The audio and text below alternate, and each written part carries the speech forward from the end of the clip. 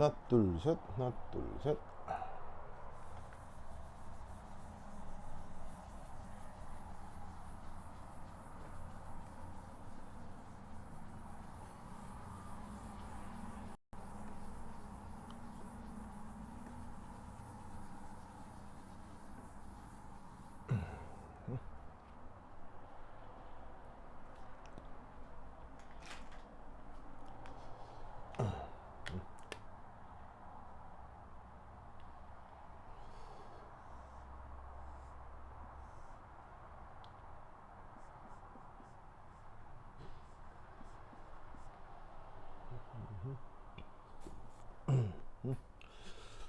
그 다음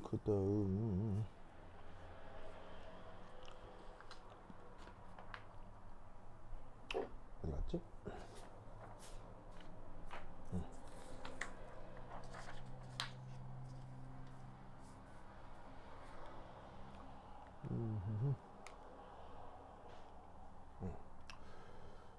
예.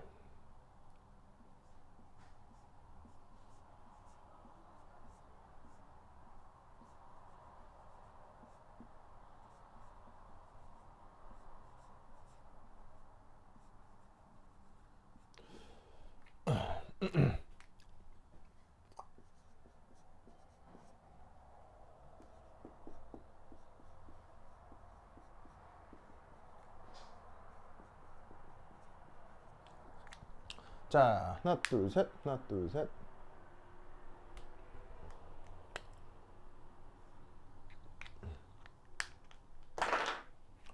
자, 여러분 소리 잘 들려요?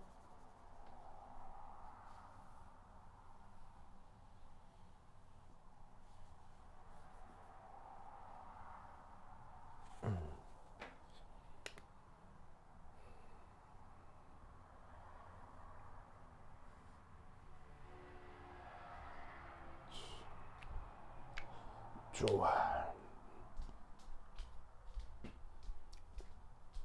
자, 여러분, 여러분이 아니라 누구만 온 거야? 지민아, 소리 잘 들려요?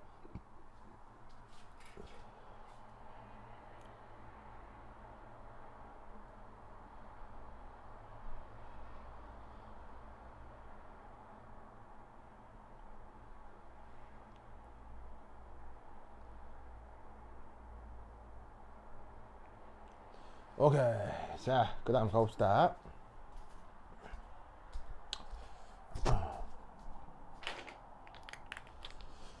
자, 그 다음이 뭐냐?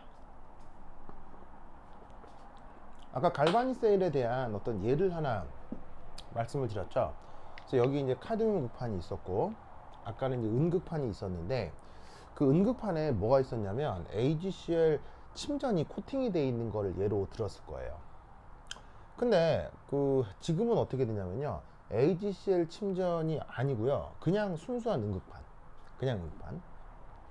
그리고 여기에는 수용액 중엔 카드뮴 이온하고 은 이온이 이런 식으로 수용액 중에 녹아 있어요. 보시다시피 여기 이제 NO3 같은 경우는 1-1- 이온가를 가지니까 은은 이 상태에서 이제 1 플러스, 그 다음에 캐드뮴은 2 플러스,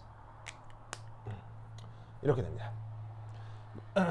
그래서 어떻게 되냐면 캐드뮴 2 플러스 NO3 마이너스, Ag 플러스 NO3 마이너스가 수용액 중에 잘 녹아 있는 상태로 한쪽에는 캐드뮴 극판, 한쪽에는 음극판을 넣어서 이제 셀로 작동하는지 좀 살펴보려고 하는 겁니다. 자, 그러면 여기서 아까 했던 거 그대로겠죠. 카드뮴하고 은 중에 이온화 경향성 어디가 더 커요? 이쪽이 더 크죠. 네.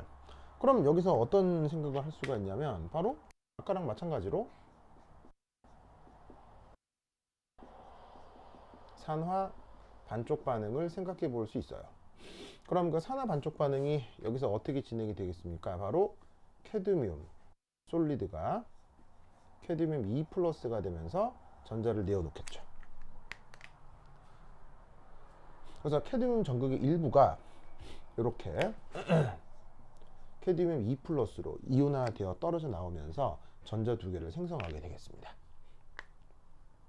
아시겠죠? 자, 요까지는 아까 예제 첫 번째에서 했던 거랑 큰 차이가 없죠. 똑같아요. 자, 근데 이때 여기에서 이런 생각을 한번 해보죠.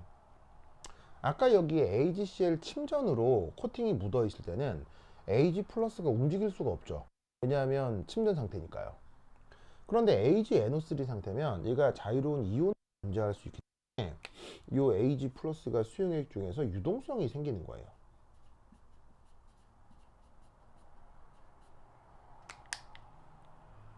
자, 그래서 어떤 일이 벌어지냐면 수용액 중 Ag 플러스가 직접 캐드뮴 극판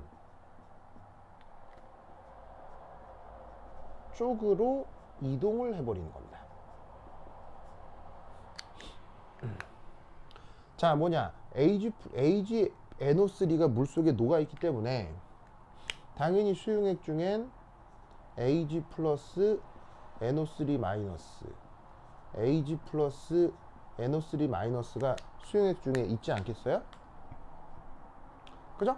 그럼 어떻게 되냐면 수용액 중에 녹아있는 은 이온이 직접 움직이는 거예요. 얘가 직접 움직이는 거예요.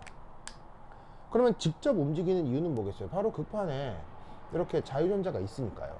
그래서 그 자유전자가 이런 식으로 직접 이동을 해서 직접 이동한 Ag 플러스랑 반응을 해가지고는 이 카드뮴 극판 속에 표면에 은 이온이 이렇게 은 침전으로, 뭐냐면 은으로 석출이 돼 버리는 거예요. 그래서 어떻게 했냐면 이온 속에, 그러니까 수용액 쪽에 존재했던 Ag 플러스가 사라지고 그 덕에 얘가 극판으로 이동해서 극판에서 생성된 전자랑 반응을 해가지고는 여기에 있는 Ag가, 여기 Ag 플러스가 Ag 영가로 카드뮴 극판에 이렇게 석출이 돼 버린다, 이런 얘기예요. 아시겠죠? 그래서 어떻게 되냐면 여기에 있는 이동하여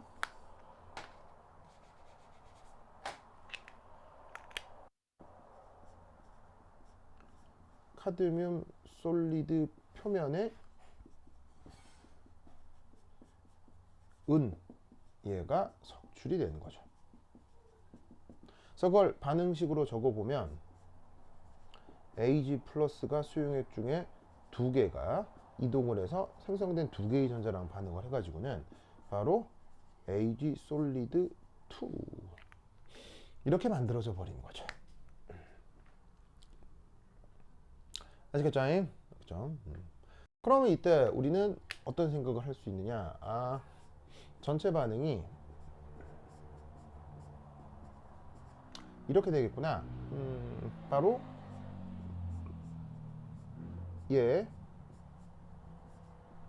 얘랑 반응을 해가지고는 이렇게 되고 이렇게 되겠구나. 그래서 주어져 있는 요 반응하고요, 요 반응 두 개를 더하면 이렇게 만들 수가 있죠.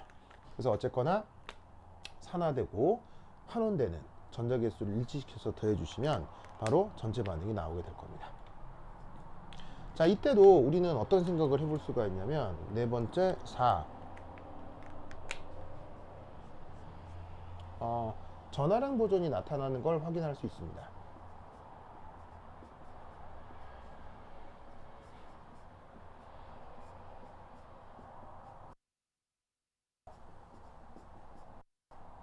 자, 이 경우는 전하량 보존이 어떤 식으로 나타나겠어요? 자, 수용액 중에 원래는 AgNO3, AgNO3가 있었죠.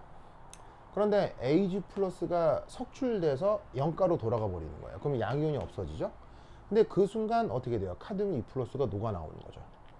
그러면서 수용액 중에 있었던 NO3 음이온은 반응을 하지 않는 구경권 음이온인데 그놈과 새롭게 녹아 들어온 카드뮴 2 플러스 요 사이에 전하량 보존이 또 나타나는 거죠.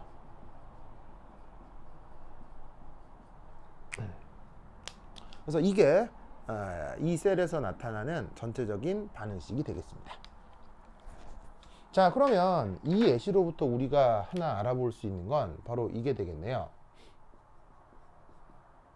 이 경우 전기화학 전지로 작동하기 어렵다는 걸 알 수 있겠네요. 왜겠습니까? 바로 자유전자가 외부 회로로 이동하기가 어렵기 때문이에요. 자, 자유전자가 왜 외부 회로로 왜 외부 회로로 이동하기가 잘 어려울까요? 바로 자유전자가 이동하기 전에 여기 있는 Ag 플러스가 먼저 이동해 오기 때문이에요. 무슨 뜻인지 아시겠죠? 이유는 Ag 플러스가 직접 이동하기 때문이죠. 아시겠죠? 그래서 지금 여기에선 산화 반응도 일어나고 환원 반응도 일어나고 다 좋은데 산화 환원 반응이 다 일어나지만 어떻게 된다? 여기에서는 보시다시피 이 자유전자가 외부 회로로 나타나지 않기 때문에 전압계의 전류가 혹은 뭐 전압이 측정되지가 않습니다. 그래서 이런 세팅은 전기화학 전지라고 할 수가 없죠. 그럼 여기에서 알 수 있는 사실은 뭐냐면 바로 이겁니다. 실용적인 산화환원 반응이 아니고요. 실용적인 전지가 되려면 단순히 산화되는 물질과 환원되는 물질만 있어야 되는 게 아니라 그 산화되고 환원될 물질이 어떻게 돼야 되겠어요? 직접 만나서는 안 되는 거예요.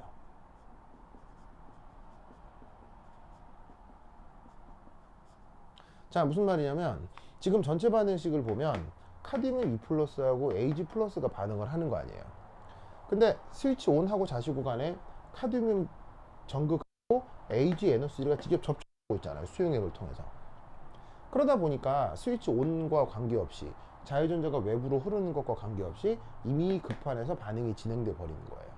그러면 이렇게 해버리면 얘는 전기화학 전지일 수가 없는 거죠.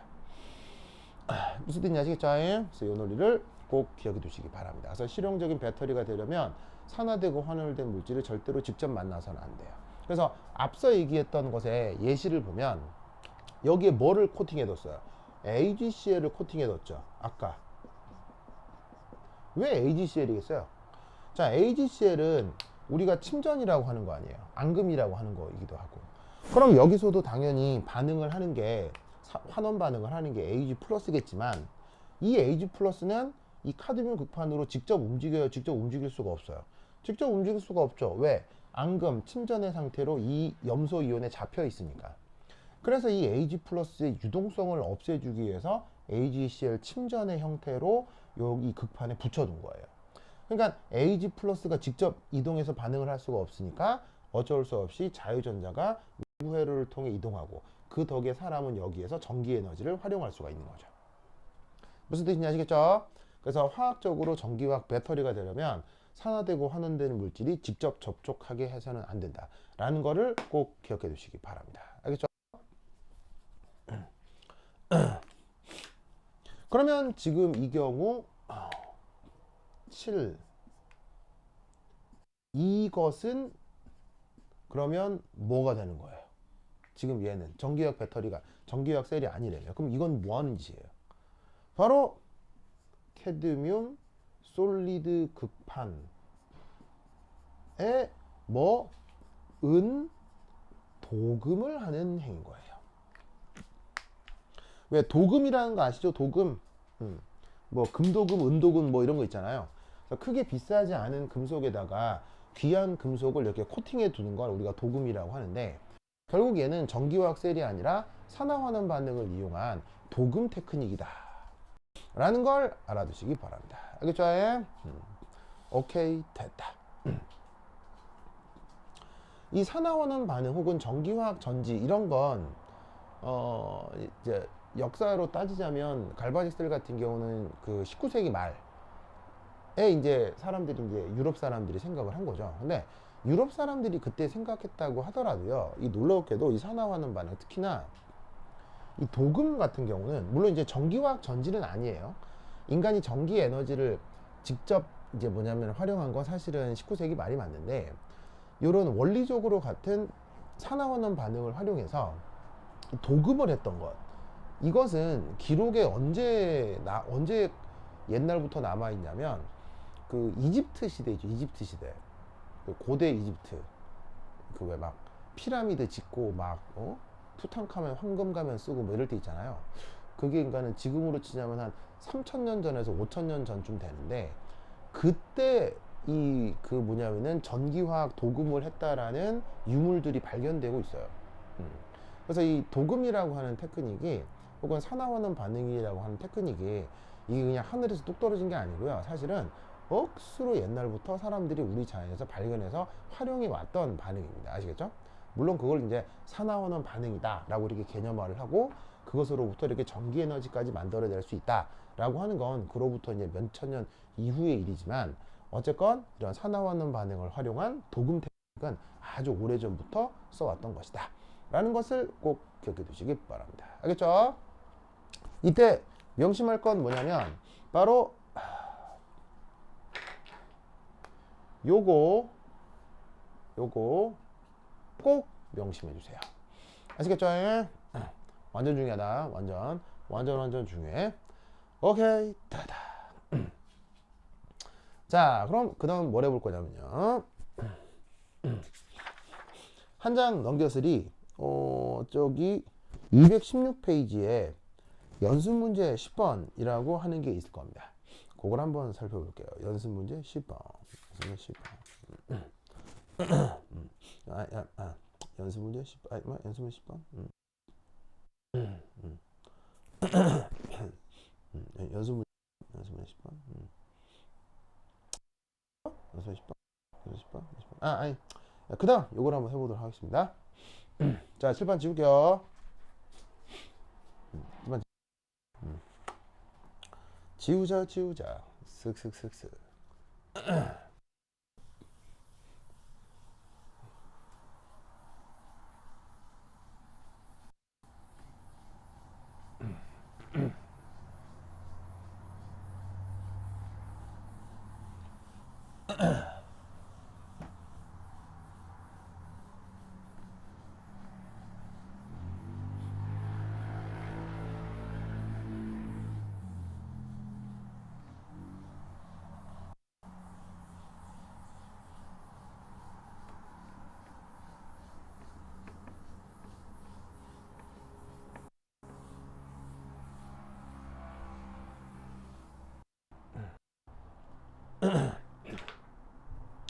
자, 그 다음은 갈바닉에서 여러분들 알아야 될 것 두 번째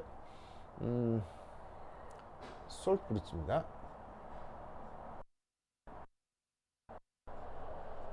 자, 우리말 번역 뭐 염단 번역을 하죠.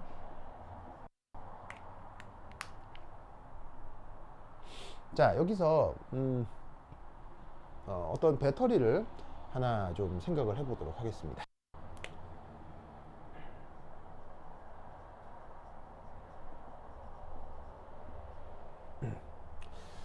자, 역시나 여기에 캐드뮴 극판이 있고요.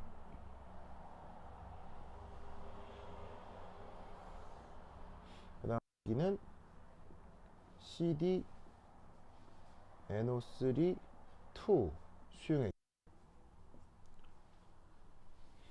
자, 그 다음 비커를 따로 분리해서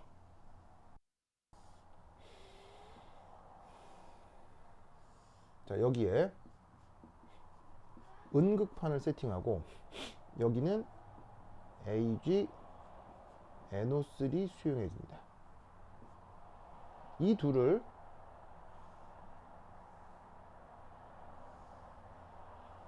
이렇게 염다리로 연결합니다. 그리고 수용액을 이렇게 채우고요. 그 다음 여기에 회로를 연결합니다.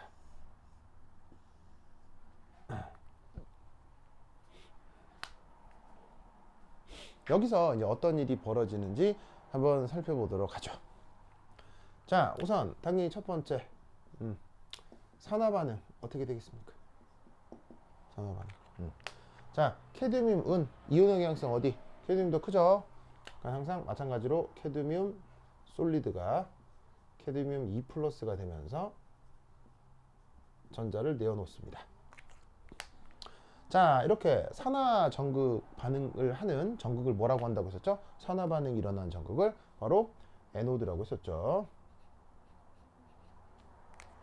그래서 여기에서 얘가 요렇게 짜잔 캐드뮴 2 플러스로 떨어져 나옵니다. 그러면 산화가 되면서 뭐 이렇게 자유전자가 두 개 맹글어지겠죠? 그럼 저 두 개의 자유전자가 여기 요래 그럼 얘가 어떻게 될 거냐면 바로 여기에서 스위치를 ON 할 경우 이 자유전자가 외부로 이렇게 이동을 할 수 있을 겁니다. 그런 다음 자유전자가 여기 은극판에 도착하겠네요. 자, 그럼 여기에서 AgNO3라고 하는 건 여기에 뭐가 있는 거죠? 바로 NO3 마이너스와 Ag 플러스 이온이 여기에 녹아 있는 게 바로 AgNO3 수용액이죠. 그럼 여기에서 이 Ag 플러스하고 Ag 플러스는 어떻게 되겠어요? 은극판에 있는 요 자유전자를 보고 짜잔 극판 쪽으로 이동을 하겠죠. 그래서 이 자유전자가 여기에 있는 이 접근하는 은 이온을 향해서 또 접근을 해가지고는 은 극판에 또다시 은 이온, 은이, 그리고 은 극판에 또다시 은이 이렇게 석출이 될 거예요. 그러면서 여기 있는 Ag 플러스는 은 극판에 석출이 되면서 사라져 버리겠죠. 그래서 어떻게 된다? 얘는 바로 보시다시피 이제 자유전자가 카드뮴 극판에서 어떻게 돼? 은 극판으로 이동하죠. 그래서 세 번째 환원 반응을 보시면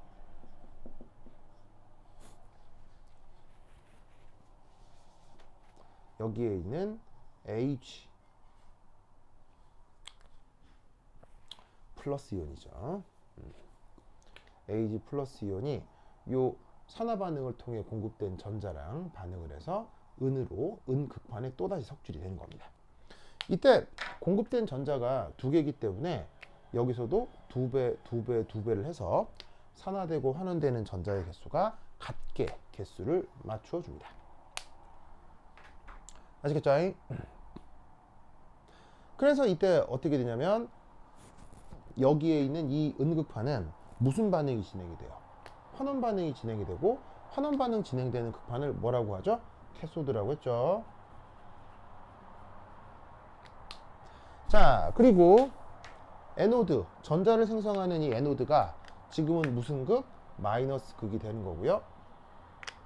전자를 소비하는 캐소드가 지금은 플러스 극이 되는 거죠. 그러면 물리학적 관점에서 전자는 마이너스 극에서 플러스 극으로 이동하지만 전류는 어디서 어디로 이동하는 거예요? 전류는 여기서 여기로 전류가 이동한다 라고 가정을 하는 거죠, 물리학적으로는. 아시겠죠? 그래서 지금 이건 확실히 외부 회로에 자유전자가 흘러서 전기에너지를 활용할 수 있게 되는 갈바닉 셀이 맞다, 이런 말이에요. 그래서 여기에 있는 이 카드뮴 극판에 카드뮴이 완벽하게 다 녹아들어기 전까지 계속 전기에너지가 만들어지는 거죠. 아까 얘기했죠, 갈바닉 셀은 물질이 다 소모되면은 더 이상 전기에너지를 만들지 못한다고. 그래서 여기 있는 카드뮴이 완전히 다 삭아서 없어질 때까지 반응은 계속 진행이 될 겁니다. 자, 이때 가장 중요한 핵심은 바로 여기에 있는 염입니다. 우리말 번역은 염달이, 원래 말은 솔트 브릿지. 이 녀석의 칼에 대해서 한번 생각해 보도록 하겠습니다.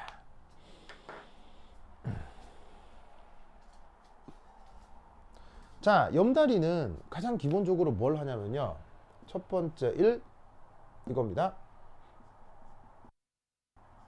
산화되고 환원될 물질을 물리적으로 분리시키는 장치입니다.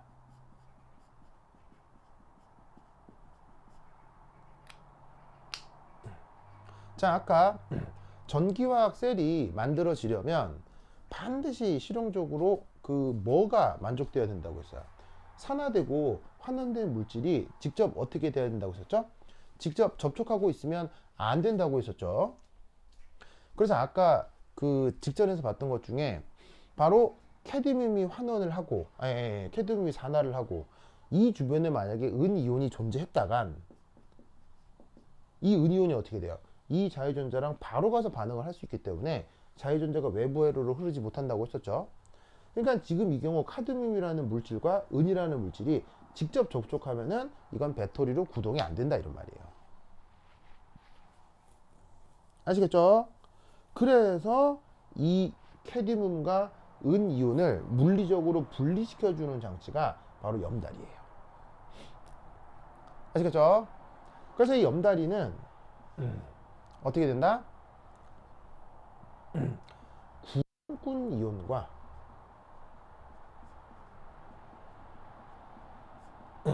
젤리로 가득 차 있습니다.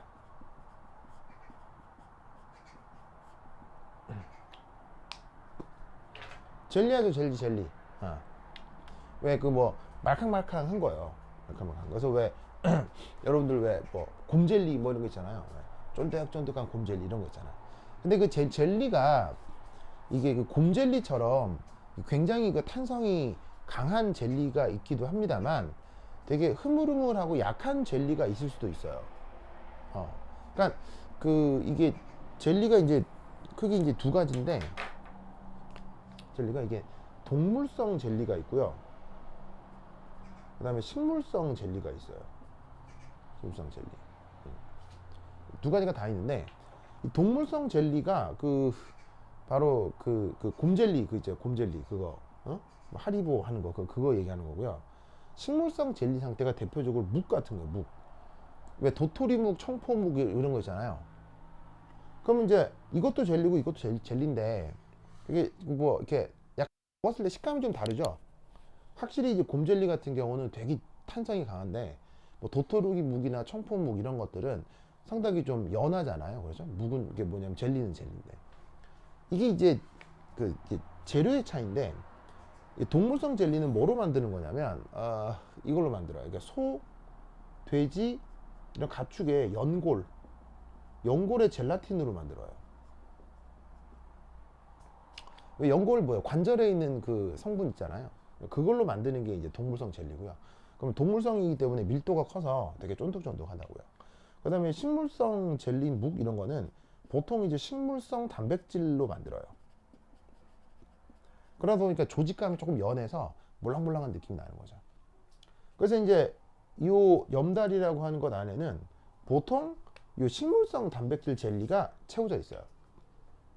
뭐 또 구조가 좀 완전 다른 것도 있기도 하지만 그래서 이제 그게 채워져 있고 거기에 구경꾼 이온들이 막 같이 있는 거예요. 그럼 여기서 그 구경꾼 이온들에는 보통 뭐가 있느냐, 뭐 예를 들어서 K 플러스, NO3 마이너스 등이 있을 수 있어요. 그래서 이제 그런 것들로 채워져 있는 게 바로 염다리입니다. 그러면 이 염다리가 잘 봐요. 역할이 뭐라고 했어요? 산화되고 하는데 물질을 물리적으로 분리시키는 거라고 했죠. 그럼 여기가 뻥 비워져 있는 공간이 아니고요. 젤리로 채워져 있는 거예요. 뭐 어떻게 젤리를 그릴 수가 없어서 그냥 아무것도 표시가 되어 있진 않지만 여기 젤리가 가득 차 있어서 여기는 Ag 플러스가 이 젤리를 헤엄쳐 뚫고 반대쪽으로 오는 건 거의 불가능한 거예요. 그러다 보니까 어쩔 수 없이 Ag 플러스가 이 은극판이랑 직접 만날 수가 없고, 그래서 외부를 따라 움직이는 수밖에 없기 때문에 얘는 전기화학 전지로 활용이 될 수가 있는 거죠. 아시겠죠? 그래서 이 염다리의 역할이 뭐다? 바로 산화되고 환원된 물질을 물리적으로 분리시키는 장치다. 이때 이 구경꾼 이온, 이것도 어떤 역할을 하게 됩니다. 자, 그럼 그건 뭐냐? 이겁니다.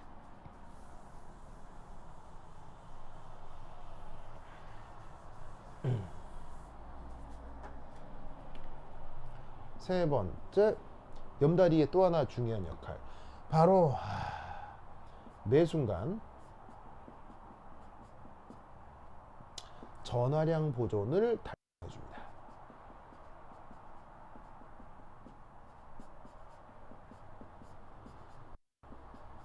산화환원 반응이고 전기화학 반응이기 때문에 저렇게 전화량 보존이 아주 중요하거든요.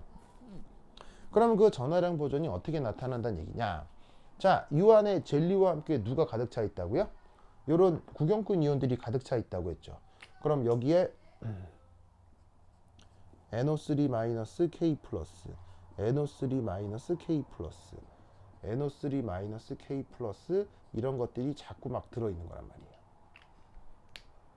자, 그러면 어떤 일이 벌어지느냐?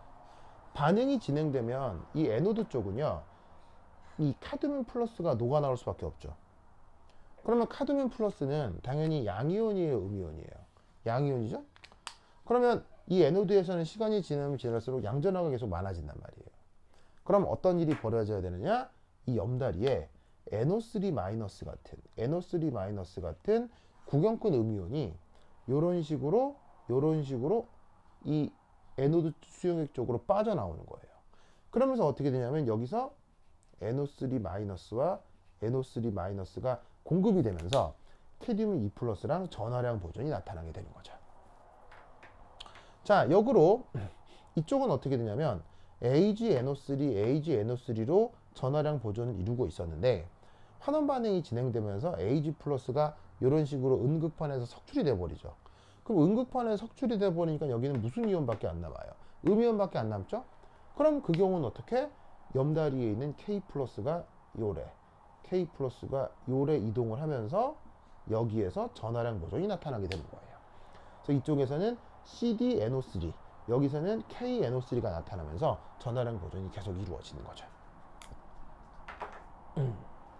그럼 결국 여기서 알 수 있는 사실은 뭡니까? 자, 전화량 보존은 이런 우리 자연에서 일어나는 저 4대 보존 법칙은 뭐 될 때도 있고 안 될 때도 있고 뭐 그래야 돼요. 언제나 돼야 돼요. 저 4대 보존 법칙은 언제나 이루어져야 되죠. 그러면 이 말은 무슨 말이냐면 저 염다리가 이 배터리가 구동되는 데 있어서 중요한 역할을 한다는 얘기예요? 아무것도 아닌 역할을 한다는 얘기예요? 아주 중요하다는 얘기죠. 무슨 말이냐면 바로 저 염다리를 빼버리는 순간 그러면 바로 어떻게 된다? 전류 흐르겠어요? 안 흐르겠어요? 전류는 바로 0이 돼버려요. 그래서 저 염다리는 뭐 특별히 반응하지도 않을 그 젤리와 구근권 이온들로 채워져 있지만 쟤들이 없으면 뭐가 구동되지 않는다? 저 배터리가 절대 구동될 수가 없습니다. 아시겠죠? 알겠죠? 그래서 이 논리를 꼭 기억해 두시기 바랍니다. 오케이, 다다. 자, 지우겠습니다. 지우자. 쓱쓱쓱쓱. 자, 잘 적으시고요. 가만히 있어봐. 그러잖아. 여러분, 소리 잘 들어가요? 범서가, 현주나, 지민아, 승우가 목소리 잘 들려요? 잘 들리고 잘 보여요?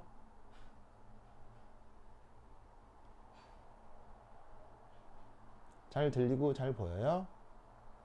아, 오케이. 오케이. 아, 좋았어. 좋았어. 좋습니다. 오늘 또 인터넷 상태도 괜찮은 것 같아서 뭐 끊기지도 않고 뭐 잘 들어가는 것 같네요. 좋아. 자, 지금다잉.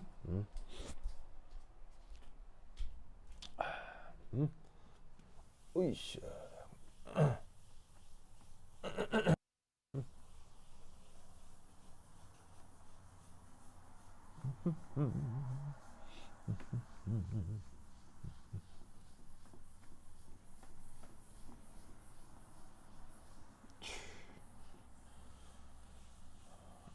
으이씨.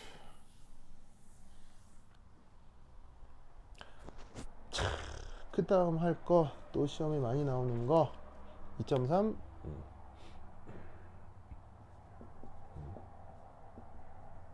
라인 노테이션 노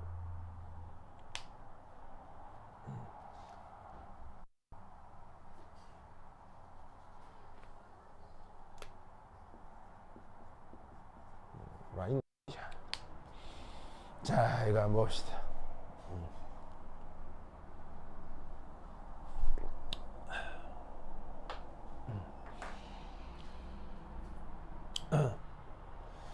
자, 라인, 그 이제 뭐 인터넷 메신저도 있죠. 라인. 뭐 우리나라에선 잘 안 쓰는데 그 일본하고 동남아시아에서 엄청 많이 쓰죠. 라인. 그래서 나도 게임 하나 하는 게 있는데 전 세계 사람들이랑 같이 게임 하는 게 있거든요. 거기 보면은 그 우리나라에서는 잘 안 쓰는데 외국 사람들은 라인 그래서 엄청 많이 써요. 라인 엄청 많이 써요. 그래서 막 라인으로 개인적으로 막 의사소통 하기도 하는데 당연히 영어로 하겠죠. 네, 하는데 이 라인 이거 그거 우리나라 거죠. 네, 그래서 이제 우리나라가 서비스 네이버에 서비스 하는 건데 참 희한하게도 일본 사람들은 이 라인이 일본 건 줄 알더라고요. 네, 뭐 여하튼 anyway, 자, 라인 노테이션이라고 하고 이제 우리말 번역은 이게 이제 선 표시법 이렇게 이제 표현을 합니다. 선 표시법. 자, 얘는 이제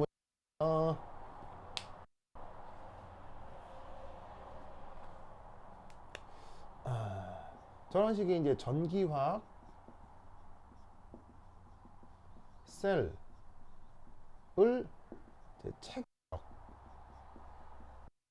책으로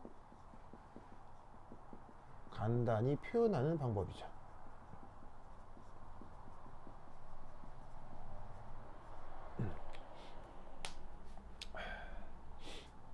요거. 자, 지금 이제 그 이런 식의 그림을 무려 3번이나 그렸잖아요. 맨 처음에는 그 카드뮴, 카드뮴의 AgCl. 두 번째는 카드뮴 은인데 한 통 안에. 그리고 세 번째는 염다리를 이용해서. 뭐 이런 식으로 이제 막 그림을 3번이나 그렸는데 여러분들에게 이제 뭐 이렇게 이해를 돕기 위해 이런 그림을 그려서 설명을 하면 좋긴 좋죠. 근데 이제 단점은 이런 식으로 이제 그리면 그리는 사람이 너무 힘들어. 그리고 이제 좀 귀찮고. 그래서 학자들이 이거 너무 힘들다. 좀 간단하게 체계적으로 표시해 보자. 라고 해서 만들어진 어떤 컨셉입니다. 그래서 얘는 다음 두 가지 규칙을 따라주면 됩니다. 많지도 않아요. 자, 어떻게? 첫 번째 1 이렇게 에노드를 왼쪽에 써줍니다. 그 다음 캐소드를 그럼 어디 있을까요? 왼쪽 아니면 어디? 왼쪽 뭐 왼쪽 아니면 위에? 뭐 왼쪽 아니면 아래? 뭐 어디? 왼쪽 아니면 오른쪽에 표기를 합니다. 그 다음 두 번째 서로 다른 상경계가 나타날 때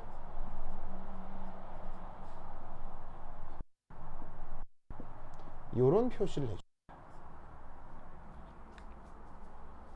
자, 이게 좀 이름이 좀 묘한데 이게 짝대기죠. 일종의 짝대기인데 읽을 때는 뭐 보통 바라고 읽거든요. 바. 이게 짝대기 같아서.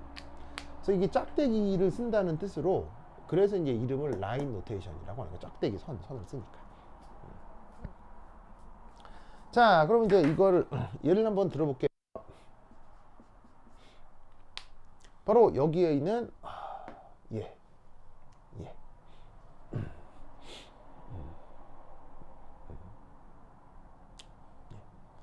자, 요겁니다. 요거.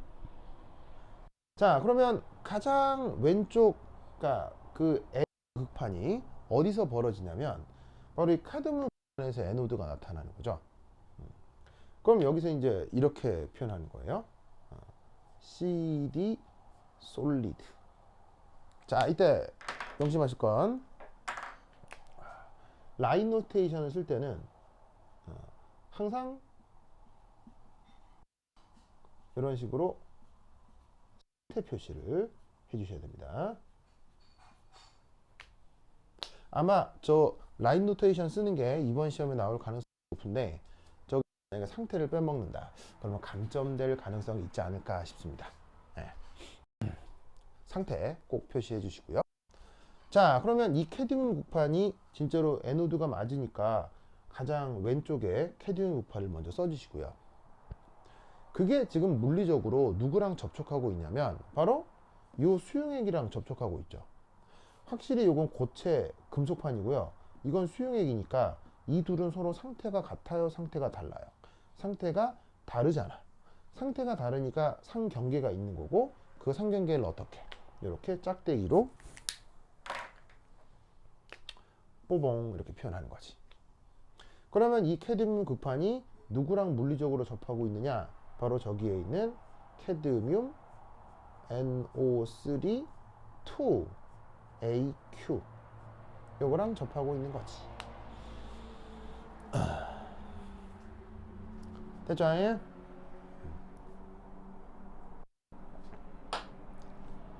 그 다음 여기에 있는 이 수용액은 또 누구랑 접하고 있어?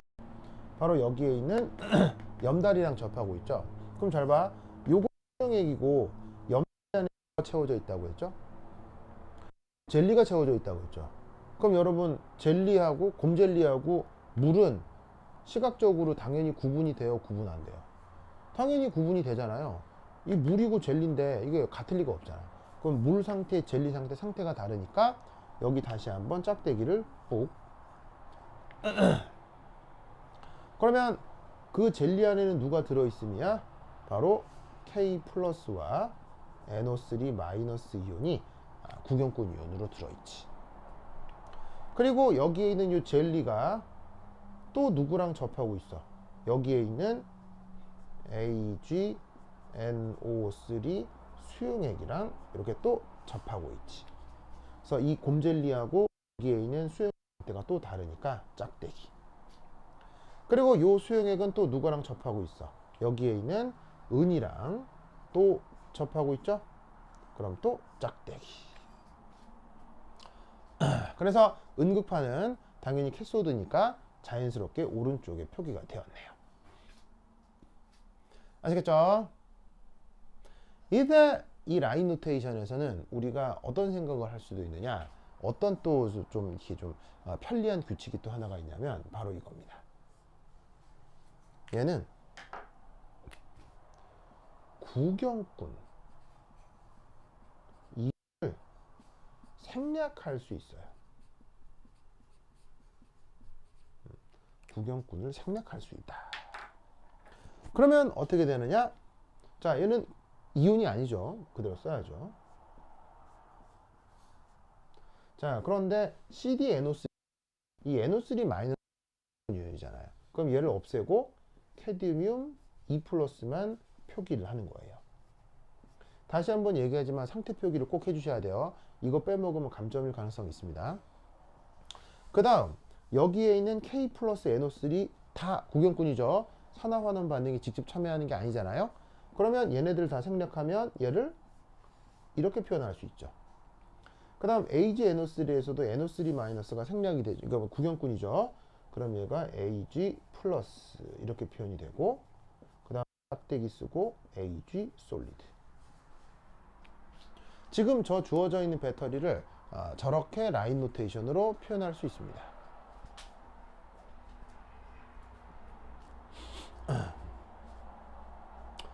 네.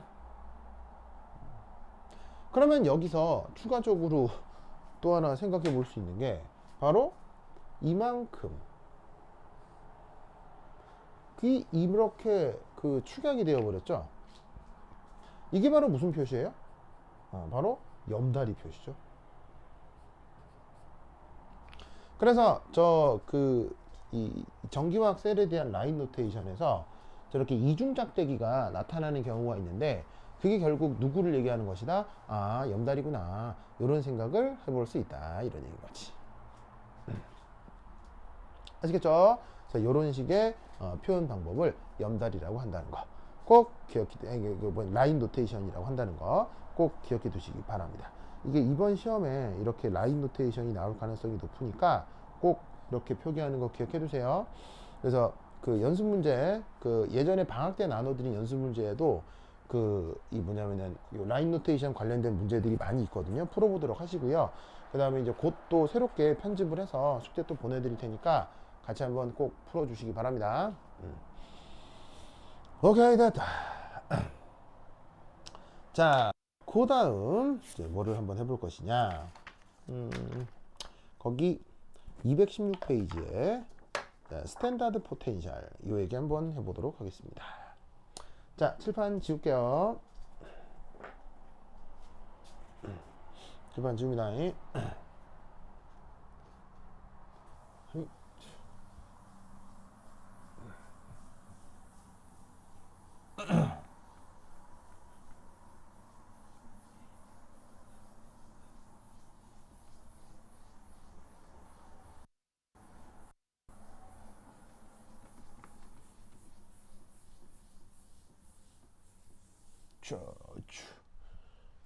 지우자, 지우자.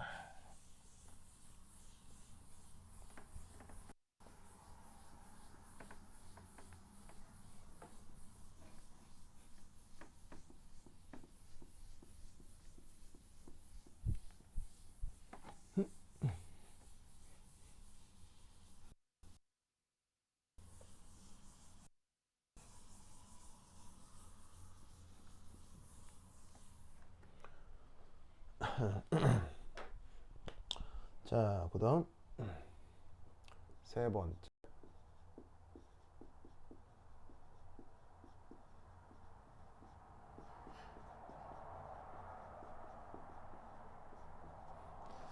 자, 이겁니다. 아마 교재 216페이지인 것 같은데요. 자, 우선 번째.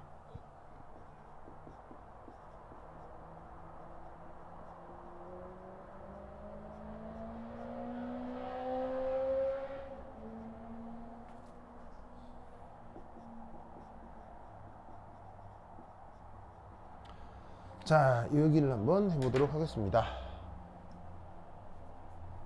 자, 우선 시작하기에 앞서 첫 번째 일,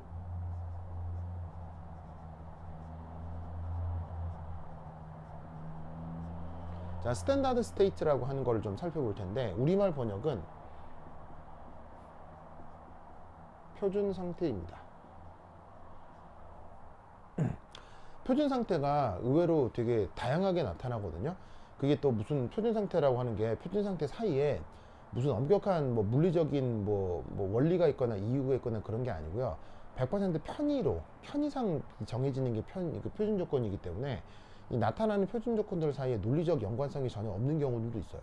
막 어떨 땐 이랬다가 어떨 땐 저랬다가 막 표준 상태를 막 자기 마음대로 정하거든요. 근데 이제 적어도 지금 언급하려고 하는 이 전기화학 반응에서는 표준 상태가 대강 나타나는 방식이 있는데 그걸 좀 얘기를 해보겠어요. 자, 우선 첫 번째는 1. 시스템과 섞이지 않는 순수한 고체 혹은 액체. 요 자체가 표준 상태예요. 뭐 여러 가지 예시가 있을 수 있는데 뭐 이렇게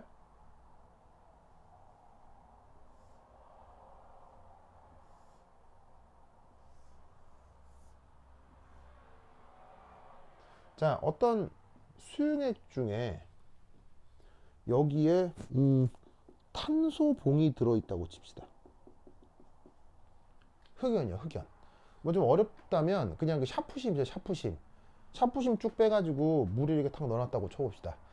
왜냐하면 그 샤프심 혹은 탄소봉 이걸로도 전기화학 반응을 할 수 있기 때문이에요. 그래서 이렇게 딱 넣어놓으면 당연히 여러분 물에다가 샤프심 넣으면 녹아야 안 녹아요? 녹을 리가 없잖아. 무슨 말 되겠죠? 그러면 여기서 뭔가 반응이 진행될 수 있을 텐데 여기 이제 꼭 뭐 단순히 물이라기보다 어떤 수용액 중에서 뭔가 반응이 벌어질 수 있을 건데 이 탄소봉은 이 물에 섞이지는 않으니까 얘는 뭐가 되겠어요? 섞이지 않는 순수한 탄소 상태가 되겠죠. 바로 이 탄소봉이 뭐가 된다? 표준 상태가 되는 거예요. 아시겠죠? 그 다음 또 어떤 경우가 있을 수 있냐면 또 전기화학 반응에서 이런 예시들이 종종 나와요. 바로 수용액 중에서 어떤 환원 반응이 진행되는 건 맞는데 그 수용액 중에서 일어나는 산화환원 반응이 바로 수은 액체의 표면에서 진행되는 경우들이 있을 수 있어요. 그래서 여기서 산화환원 반응이 되는 건 맞는데 그것이 수은의 표면에서 일어난다고 할 때 이 그 전기화학 반응에 관여를 하죠. 그런데 수은 액체와 수용액은 섞여요, 안 섞여요? 섞일 리가 없잖아. 그러니까 이렇게 층분리가 이루어지는데 이 수은이 순수한 상태로 섞이지 않는 상태로 있을 수 있으니까 이 또한 뭐가 된다? 표준 상태가 된다는 얘기예요. 그래서 앞으로 전기화학 셀에서 이런 장면들을 많이 보게 될 텐데 그때 고체? 그건 너 표준 상태. 안 섞이는 수은 액체? 너도 표준 상태. 이렇게 생각을 해주시면 된다 이런 말이죠. 알겠죠? 자, 그 다음 두 번째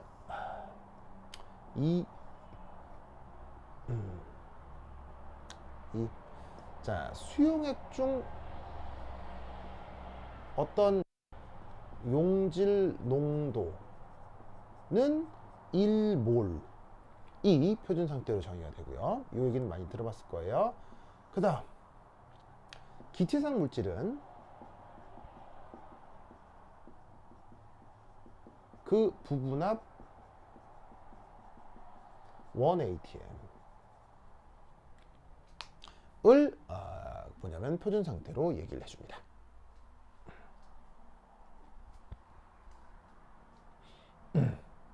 아시겠죠? 그리고 특별한 언급이 없다면 1atm의 등압 그 다음에 25도씨의 등온 조건으로 표준 상태를 정해줍니다.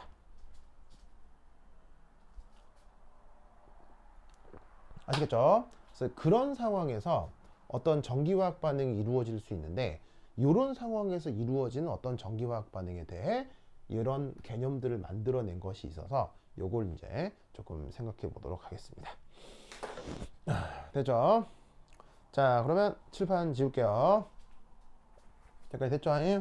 됐죠? 저 표현 상태 기억하시고요. 자, 그러면 그 다음 어떻게 되느냐? 자, 칠판을 지워볼 거나. 자, 그래서 요 표준 전이 요 표준 상태 요거 기억해 두시고요. 요거부터 한 10분 시작해 보도록 하겠습니다. 화장실 갔다 오세요.